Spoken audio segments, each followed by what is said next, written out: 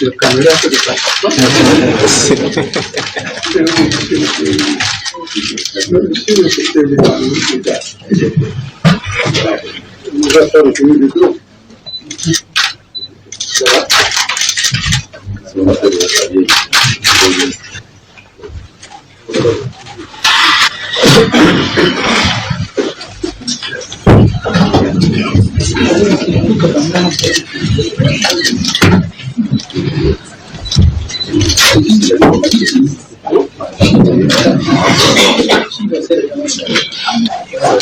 Votre attention, s'il vous plaît.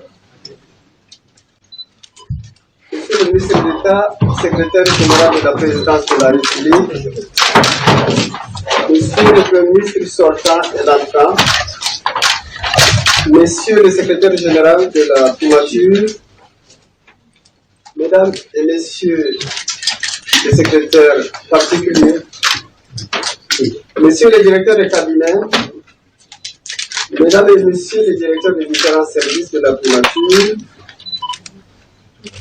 Mesdames et Messieurs les distingués invités en vos rangs, grade de qualité. La cérémonie qui nous réunit cet après-midi, il s'agit de la passation de charges officielle entre le Premier ministre sortant, M.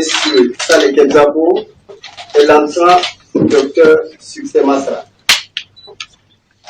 Pour ce faire, voici comment elle va se dérouler. D'abord, il y aura la lecture de l'acte de nomination du nouveau Premier ministre qui sera faite, donc la lecture par le ministre d'État, secrétaire général de la présidence de la République.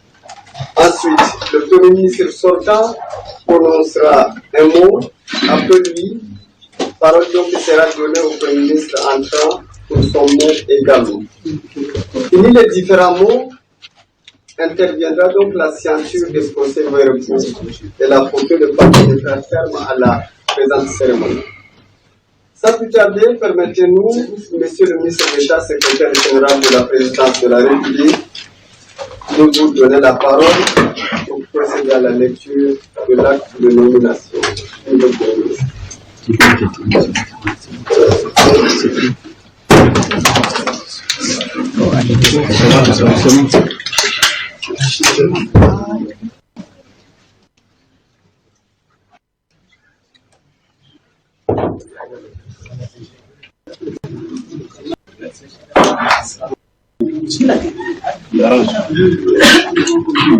C'était devant les...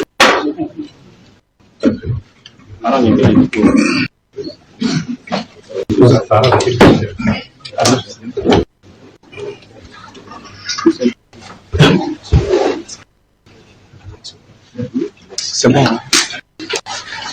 Merci, Monsieur le Premier ministre, distingués invités, Mesdames et Messieurs, chacun en bon cœur dans notre cabinet. J'ai l'honneur de lire pour la deuxième fois le décret numéro 1 de l'année 2024, par lequel le président de la transition, président de la République, chef de l'État, président du Conseil des ministres, la Constitution, le décret 3892 par été 2003 du 24 décembre 2023 portant promulgation de la Constitution de la République du Tchad, approuvée par référendum le 17 décembre 2023. À ce décret, le président avait décrété le premier Dr. Succès Massa est nommé Premier ministre, chef du gouvernement de transition. L'article 2 stipule le présent décret qui prend effet pour compter de la date de sa signature sera enregistré et publié au journal officiel de la République. Maintenant, le 1er janvier 2024, signé par le général Mohamed Idriss Déby Itno. Donc, par la signature de ces actes, que je remets solennellement au Premier ministre.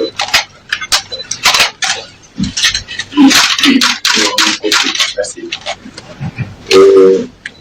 permettez, monsieur le chef du protocole, je voudrais dire un mot. Je n'ai pas précis de le faire, mais je demande votre autorisation. La cérémonie qui nous réunit cet après-midi ici, la primature, est une tradition républicaine qui s'inscrit dans le cadre de l'exercice normal, n'est-ce pas, des activités d'un gouvernement régulier, normal et démocratique. M. Salih Kebzabo a été nommé Premier ministre à l'issue, à la fin ou après le dialogue national inclusif. Et il a présidé à la destinée du gouvernement et de la République pendant plus d'une année. Il est nécessaire de rappeler ici les qualités et les compétences de M. Kebzabo. Chacun avec quel tact et brio et maestria il a conduit l'affaire de l'État et au finish il a présidé à la campagne référendaire qui a abouti à l'adoption par référendum de la Constitution de la République du Tchad le 17 décembre 2023. L'adoption de cette Constitution pose le premier point de la mise en place des institutions de la République. Donc, nous voulons exprimer ici toute notre reconnaissance pour avoir mené avec, comme je l'ai dit tantôt, beaucoup de brio et de tact ce référendum qui a conduit à son adoption à plus de 80% de votants. Et aujourd'hui, le Tchad, la République, que nous avons décidé ensemble lors du dialogue national inclusif et souverain, à refonder. Refonder, c'est-à-dire reconstruire d'une autre manière, autrement. Donc nous sommes arrivés à la ligne droite de ce processus qui va naturellement terminer par l'élection d'un président de la République, des parlementaires, des députés et des conseillers municipaux. Et donc cette tâche sera conduite par le Premier ministre entrant, à savoir Dr. Succès Mastra. Le président de la République lui a confié cette mission. Cette mission non moins exaltante, mais combien honorifique et pour laquelle les uns et les autres l'attendent. L'attendent pour qu'il la réussisse autant que le Premier ministre Salih Kebzabo a réussi la mission à lui confier par le président de la République. Donc, pour ne pas garder davantage le micro et faire perdurer l'attente des uns et des autres, je voudrais exprimer toute ma gratitude au Premier ministre Salih Kebzabo et féliciter le Premier ministre entrant, M. Dr. Succès, pour la confiance que le président lui a confié la mission de mener à bien la phase de la transition. Merci beaucoup pour votre attention.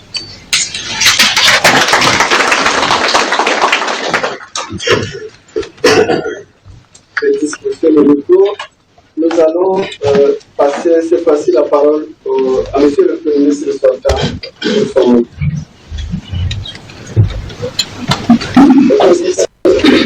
C'est facile, c'est sûr.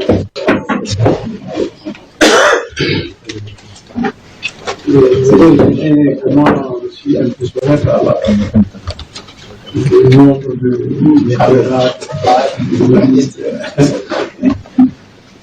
Il n'y a même pas assez de place, c'est ça.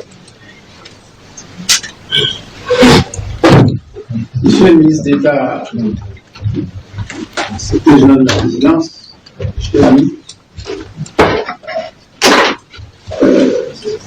merci d'être venu présider cette réunion qui s'était censée à un moment donné esselée.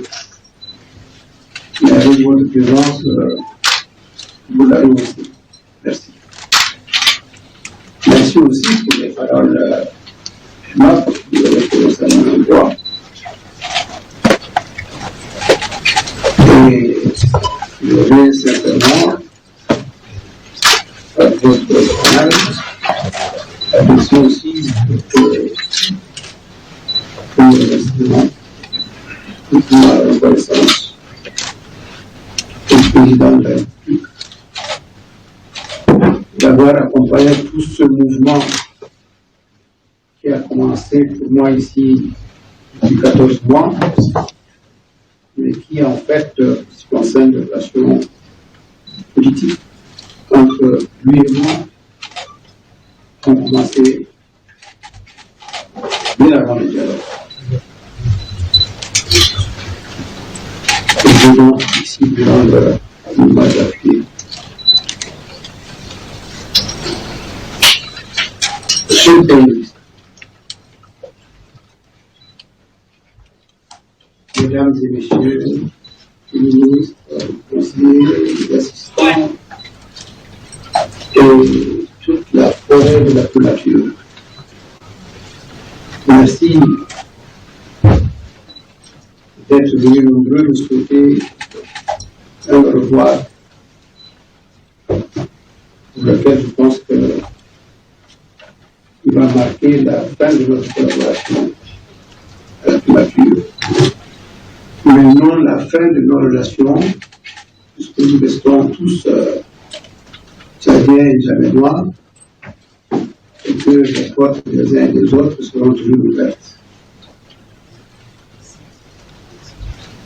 Je l'ai dit dans la déclaration que je veux dire. Et puisque j'y suis, je préfère en parler. Monsieur le Premier ministre, je voulais rendre, avec votre autorisation, un hommage très appuyé au personnel de la primature. À tous les niveaux qui se trouvent. Ce sont tous des hommes et des femmes qui sont ici depuis quelques années pour certains, quelques mois pour d'autres. Il y en a d'ailleurs à qui j'ai dit en disant qu'ils ont dû passer quand même au moins 2 ou 3 premiers ministres. Maintenant, il y en aura un autre. C'est dire qu'il y a quand même une certaine constance qu'il faut saluer. Pour la plupart, ils accompagnent le mouvement des premiers ministres de la meilleure façon. Je voudrais surtout citer les hommes de l'ombre que sont les conseillers et les assistants. Ils sont nombreux, mais qui sont d'une efficacité que je ne peux pas qualifier puisque j'en ai bénéficié, j'ai bénéficié de leur service jusqu'au dernier moment. Et je crois que ce n'est pas pour longtemps de le dire. Nous avons ici beaucoup d'hommes de qualité, beaucoup d'hommes qui ont travaillé avec moi de la façon la plus sincère et dévouée qui soit. Je leur souhaite une bonne continuation. Monsieur le Premier ministre, j'ai assumé cette charge pendant 14 mois. Comme je l'ai dit, s'il y a une réussite, elle doit aussi être dédiée au président de la République.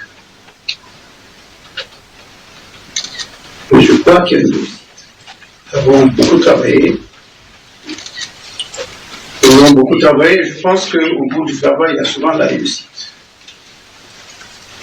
Pour ce qui me concerne personnellement, je ne veux pas aller très très loin. On va partir des événements tragiques de 2021 qui ont changé profondément notre pays. Nos choix tactiques et stratégiques en tant qu'hommes politiques, dirigeants du parti, ont été faits à partir de ce moment. Nous avons choisi de soutenir, d'appuyer et de continuer dans la transition avec la transition. À ce moment-là, je crois qu'on a dû se prendre beaucoup de gens, de critiques, condamnations et autres, on faisait partout. Mais je crois que j'en ai la conviction très intime que nous avons eu raison de faire ce choix. La suite coule de source. Étant dans l'ombre, j'ai été désigné pour présider la délégation italienne à Doha. Nous sommes restés là-bas 5 mois. C'était la durée la plus longue de la séparation d'avec ma famille. 5 mois. Nous avons travaillé avec beaucoup de politico-militaires. Et nous y sommes arrivés. Un accord dit de Doha a été signé. Le 10 août, qui a déclenché immédiatement la machine suivante, puisque nous sommes rentrés à N'Djamena. Une semaine après, le dialogue a commencé. Le dialogue, je ne reviendrai pas dans les détails, c'est aussi un autre passage important de l'histoire récente de notre pays. Nous avons tenu un dialogue important, imposant, un dialogue qui a pris des temps importants qui ont marqué l'histoire de notre pays par la refondation essentiellement. Et c'est dans le cadre de cette fondation que nous sommes en train de travailler patiemment, d'arrache-pied, pour que notre pays sorte de cette situation, j'allais dire, d'obscurité et non pas d'obscurantisme, pour nous permettre vraiment de sortir d'aller vers les lumières. Et que, par la remise sur pied d'un ordre constitutionnel, on puisse y arriver. Et nous allons y arriver. Le pays vient d'adopter la Constitution, soumise au référendum, et par laquelle nous sommes ici aujourd'hui présents. La Constitution a été adoptée par la majorité du peuple italien. S'impose donc aujourd'hui à tous les Italiens. Et nous devons y travailler. Vous devez y travailler. Je ne vais pas vous citer tous les actes et autres qui jalonnent notre petite écoute d'histoire récente.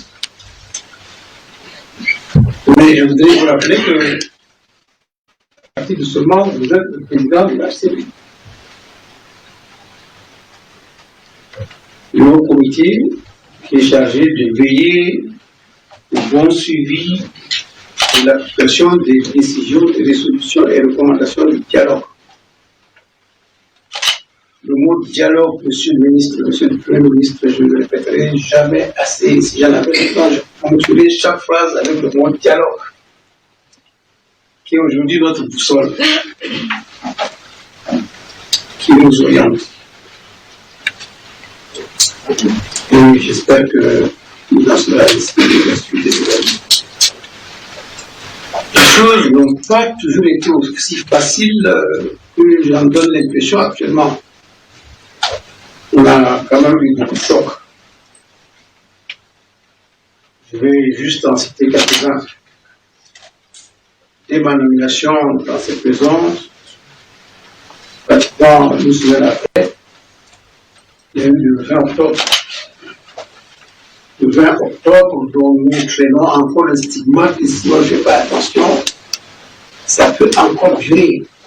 Il faut qu'on se batte pour que les traces du 20 octobre soient effacées. Et je crois qu'on va le faire.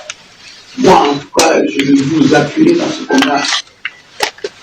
Le 20 octobre a laissé des souvenirs qui ne sont pas bons. Il faut qu'on aille au-delà. On doit y aller.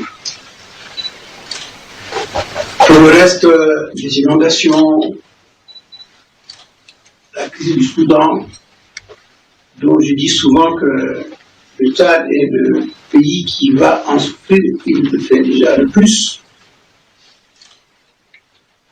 Il faut qu'on reste vigilant.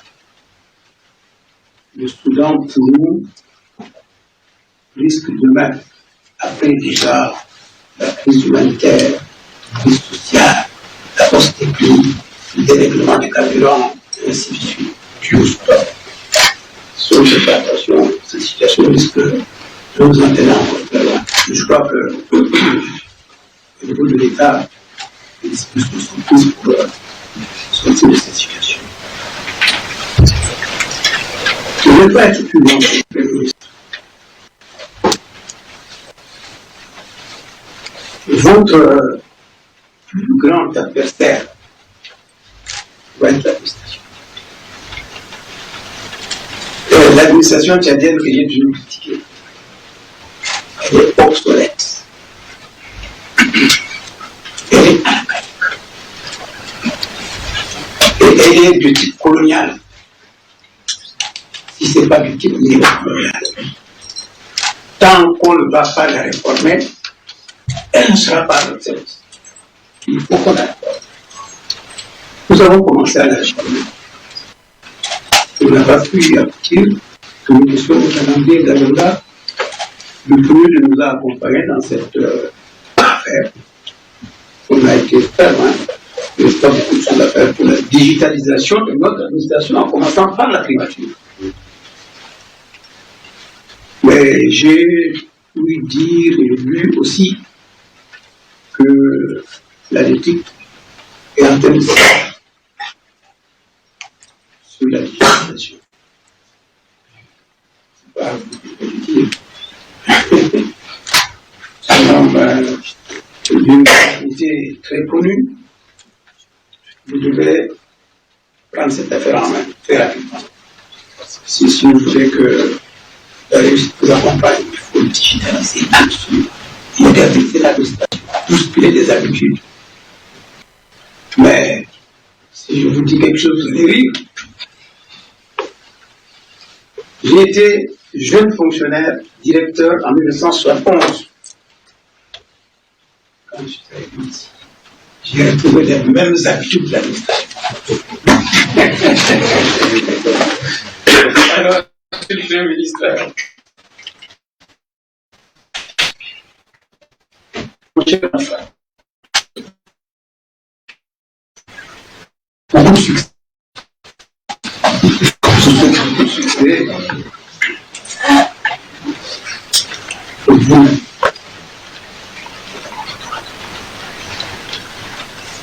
Pour notre pays. Pour l'avenir de notre pays. Pour la cohésion de notre pays. Pour l'unité de notre pays. On avait peut-être besoin sans doute d'un homme comme ça.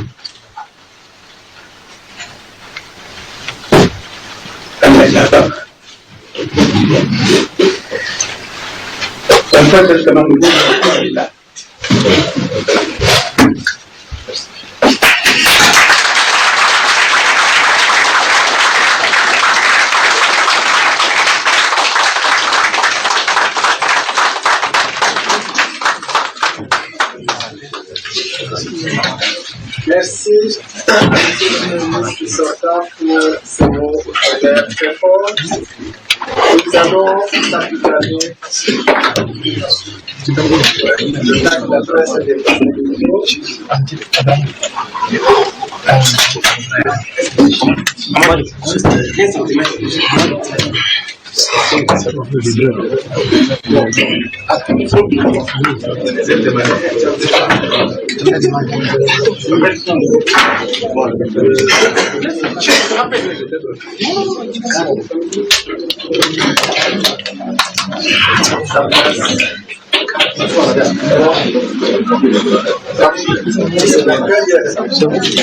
Nous allons donc passer la parole au Premier ministre Alta, Dr.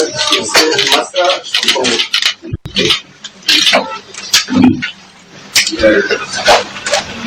Les gens rouges, vous m'entendez? Merci beaucoup, Monsieur le Premier ministre, Monsieur le ministre d'État, secrétaire général à la présidence de la République. Si vous me permettez, chers aînés,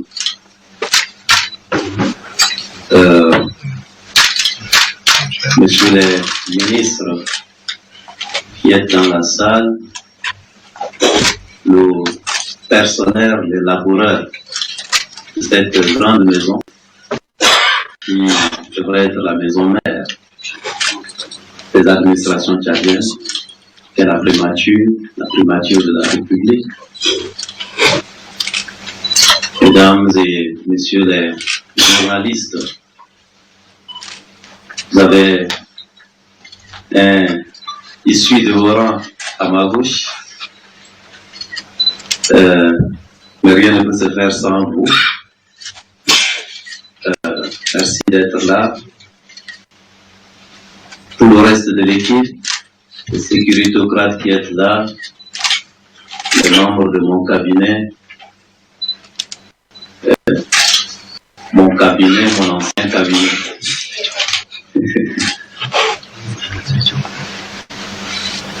Je voudrais, j'espère ne pas poser une sorte d'entorse aux exigences de protocolaires, comme le Premier ministre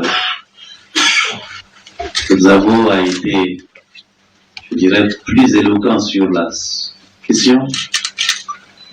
Je voudrais vous demander qu'ensemble, pour la mémoire de tous ceux qui sont tombés, civils ou militaires, pas seulement le 20 octobre, mais avril déjà 2021, en commençant par le maréchal lui-même, les civils, les armées de part et d'autre qui sont tombés. Je crois que personne parmi nous ici ne peut distinguer lequel des sangs et de quel camp. Je crois que c'était le sang des Tchadiens. Je voudrais vous demander que nous observions ensemble une minute de silence en nous levant simplement.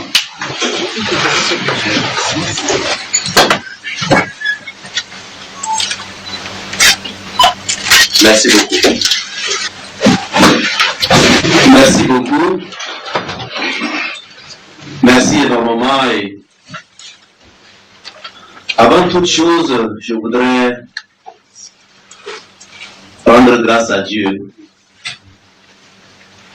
À Dieu la gloire pour toutes choses. Nous sommes un peuple dans un pays qui se veut laïque, au service des croyants et des non-croyants, mais nous sommes un peuple majoritairement de croyants, au point où dans l'hymne de notre pays, les mères et les pères fondateurs ont eu la bienveillance de mettre que Dieu te prenne en garde.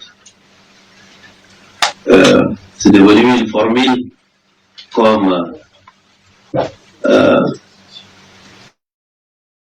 est devenu pratiquement patrimoine.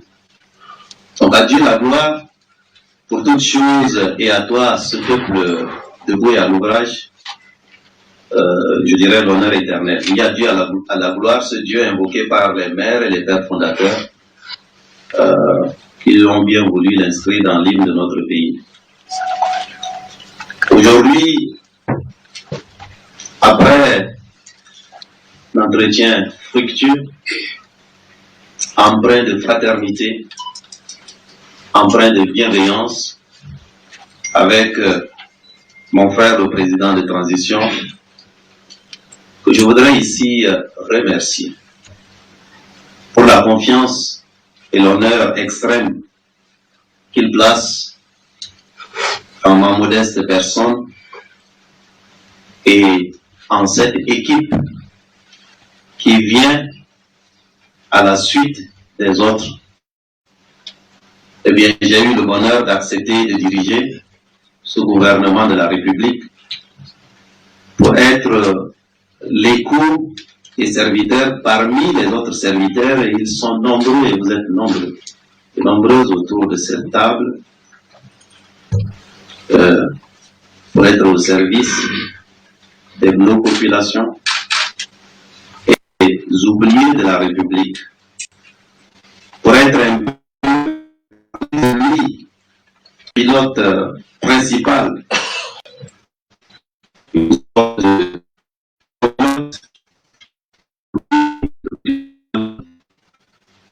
les copilotes et les passagers, tous, en tant que peuple,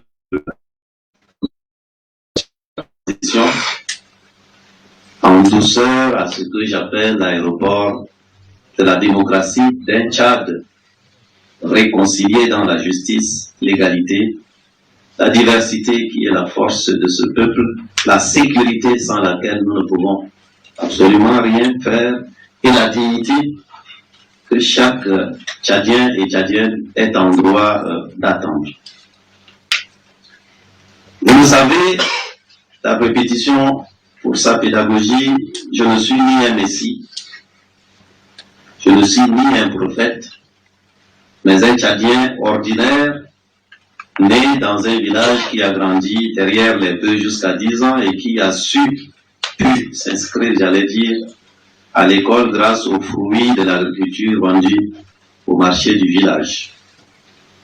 Aujourd'hui, avoir l'honneur d'être à la tête d'une équipe de Tchadiens et de Tchadiennes ordinaires qui ont décidé simplement de retrousser les manches pour s'inspirer de ce que les aînés, et ils sont quelques-uns là ici autour de la table, ont fait de bien, et d'y ajouter les éléments, et le Premier ministre l'a dit, de modernité peut-être, donc d'accélération, d'efficacité, afin qu'en retroussant ainsi les manches, nous puissions servir un peu au destin extraordinaire, voulu par Dieu, parce que Dieu a voulu que nous soyons berceaux de l'humanité. Il a voulu même que le Tchad soit l'épicentre et le centre géographique de l'Afrique. Ceci n'est pas notre volonté. Mais ce que nous pouvons faire de ces éléments extraordinaires que Dieu nous a donnés, grâce aux hommes ordinaires, aux femmes ordinaires que nous sommes, dépend donc de notre volonté. Je voudrais simplement dire ensemble, retroussons donc les manches dans les 1 284 000 km² et peut-être ajoutons-y les ailes du rayonnement de notre pays qui se trouve au niveau de la diaspora pour travailler à organiser les meilleures élections de l'histoire de notre pays afin que le peuple tchadien choisisse démocratiquement et sans influence extérieure, exogène, ces dirigeants serviteurs qui apporteront des solutions de dignité à ces problèmes cumulés qui sont connus et dont les solutions existent et nécessitent que toutes les intelligences soient autour de la table. En dialoguant avec tous, en faisant confiance à l'intelligence collective, en réconciliant, oui, l'avenir de notre pays mérite bien une réconciliation. Dans la justice, dans l'égalité, dans la diversité, l'organisation donc des meilleures élections ouvertes de notre pays sera la principale mission du gouvernement, de mission que je dirigerai dans ce temps court et sans doute intense où toutes les intelligences du Tchad seront les bienvenus pour servir et où tous les amis et partenaires du Tchad sont les bienvenus pour contribuer dessinera le Tchad de la prochaine génération. Le chemin sera-t-il dur? Sans doute. Mais c'est devenu une maxime pour quelques-uns parmi vous ici. Quand le chemin est dur, seuls les durs tracent le chemin. C'est valable au niveau individuel, c'est valable au niveau familial, c'est valable au niveau d'un pays. Chacun de vous l'a expérimenté à son niveau. C'est du bon sens que tous les Tchadiens et Tchadiennes partagent. Alors, je voudrais simplement dire debout et à l'ouvrage, comme nous le dit notre hymne, car notre liberté face à l'insécurité, face à l'obscurité, j'emprunte là encore au Premier ministre qui a utilisé le mot tout à l'heure, la faim, le manque d'accès aux écoles dans de nombreux de nos villages, le manque d'accès aux routes qui nécessitent encore d'être arrangées, aux hôpitaux qui nécessitent encore d'avoir des médicaments, au manque d'eau potable dans quelques régions entières, manque d'emploi pour nos jeunes dont les diplômes continuent à être encore rongés par les termites, au manque de toit décent pour des gens qui, avec ou sans inondation, ont besoin de toits décents. Notre liberté face à tout cela mettra de notre courage, mais de notre capacité à dialoguer et à mettre sur la table des solutions qui sont les résultats d'une intelligence collective. Je voudrais finir en disant, vous avez entendu, comme moi, école ma fille, école Goto,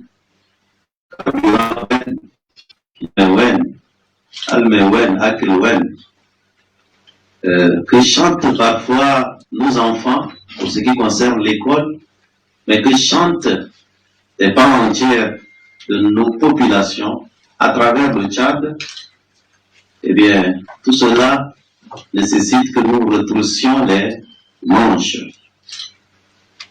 Donc la première des choses que j'espère nous ferons tous ensemble par responsabilité pour donner la chance à l'avenir, c'est de remettre nos enfants à l'école sur tout le territoire national. Nos amis enseignants, je leur dis oui, nous savons que l'enseignant a tout donné et sans doute est venu aussi le moment pour l'État, en rationalisant ses ressources, en se modernisant, en faisant des économies, en allant chercher des ressources dans des niches peut-être pas encore identifiées. Le moment est sans doute venu face aux enseignants qui ont tout donné pour que nous et moi puissions être là autour de cette table. Le moment est venu pour l'État de faire plus attention à ces enseignants pour que un jour, j'espère, l'enseignant devienne le fonctionnaire le mieux payé, que l'éducation devienne la première priorité en budget, en moyens, en rang protocolaire, etc. Je veux leur dire qu'ils sont des alliés solides autour de cette table, mais pas que.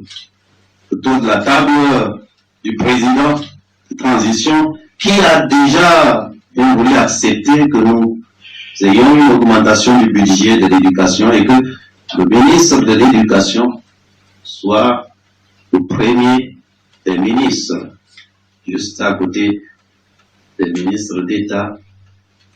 Je veux leur dire qu'ils ont des alliés donc solides et nous allons devoir retrousser ensemble les manches pour que l'école des enfants de la République soit valorisée par nous tous. Mais je voudrais vous demander à vous, les enseignants, de nous aider à aider l'école en remettant nos enfants à l'école.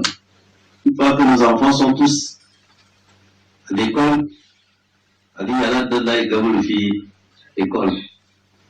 Et puis, nous, les plus âgés, nous allons dialoguer. Renforcer encore le dialogue.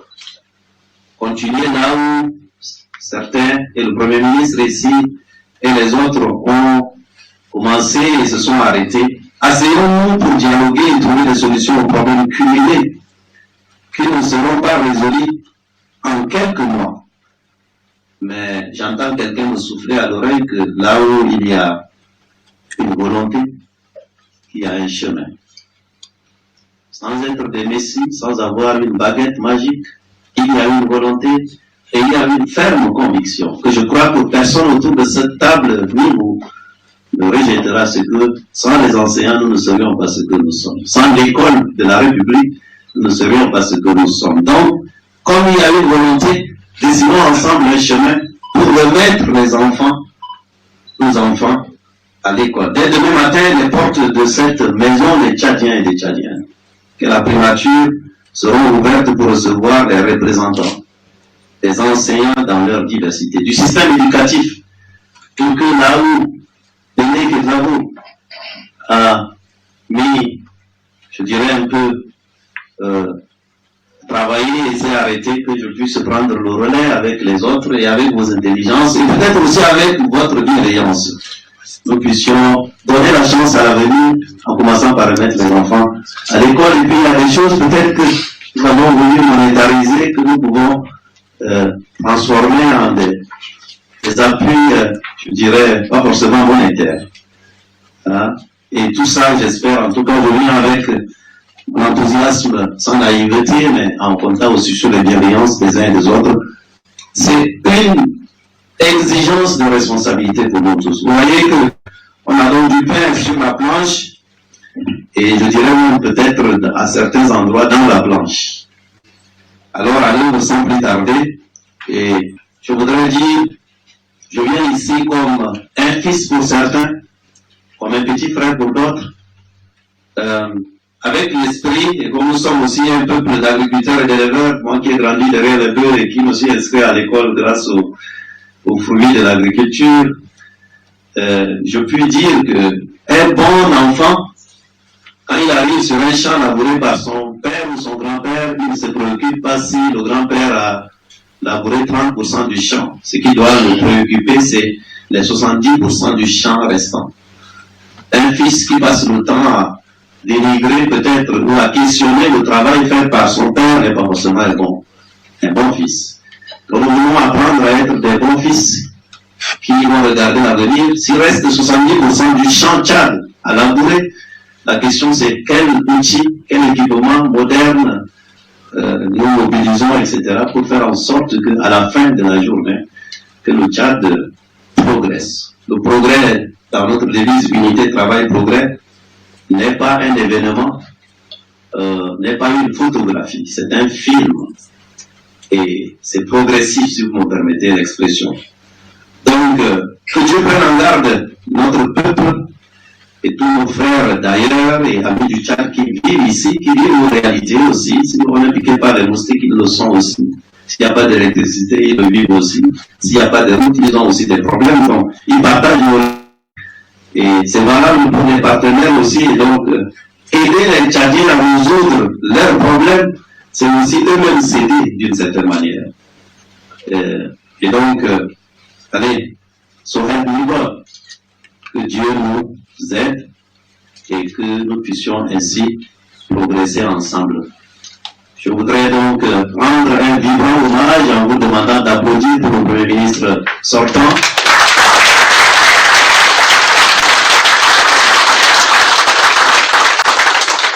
Et merci pour vous qui êtes là dans cette administration.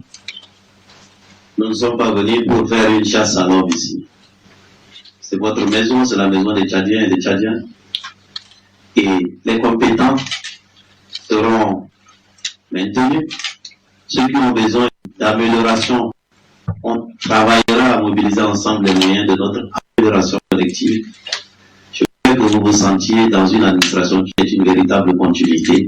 C'était important, peut-être c'est pas grand-chose, mais je tenais à vous le dire pour que vous vous sentiez totalement dans la continuité de l'administration avec les améliorations que nous allons mener ensemble. Que Dieu vous bénisse. Je vous remercie. Merci donc à monsieur le Premier ministre. À présent, nous allons procéder à la signature des procès-verbaux.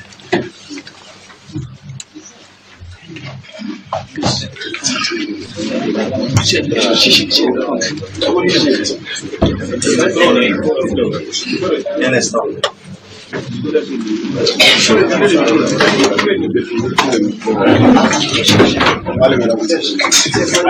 déjà moins libre. Au lieu de déposer, vous avez pris seulement.